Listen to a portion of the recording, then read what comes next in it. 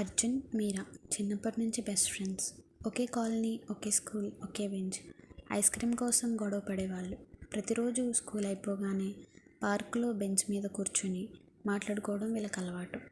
అర్జున్ గుండెల్లో మీరా మీద special feelings, కానీ భయంతో చెప్పలేకపోయేవాడు.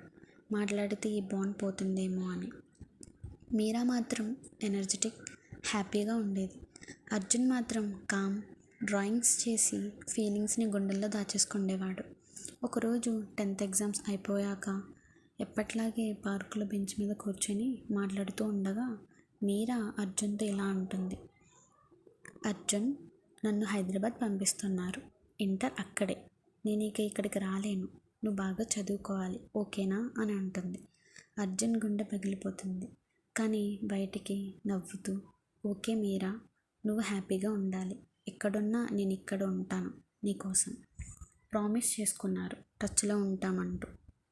కానీ రోజులు వారాలయ్యాయి, వారాలు నెలలయ్యాయి. మెసేజెస్ తగ్గాయి, కాల్స్ బిజీ వచ్చాయి.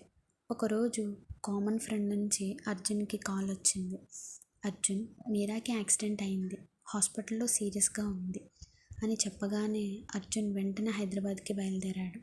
కానీ టైంకి రీచ్ అవ్వలేకపోయాడు. మీరా లేదు. ఆమె బ్యాగ్లో చిన్న డైరీ దొరికింది. లాస్ట్ పేజీలో ఇలా రాసుంది. అర్జున్, నేను చెప్పలేకపోయా, కానీ నిజంగా నేను ప్రేమించాను. ప్రతి క్షణం నేను గుర్తు చేసుకుంటూ ఉన్నా. మనకి లైఫ్ ఛాన్స్ ఇవ్వలేదు, కానీ నెక్స్ట్ జన్మలో ఖచ్చితంగా కలుస్తా. ఆసారి చెబుతా, లవ్ యూ. అర్జున్ డైరీ టైట్గా పట్టుకొని హాస్పిటల్ కారిడార్లో విండో నుంచి వర్షాన్ని చూస్తూ ఉండిపోయాడు.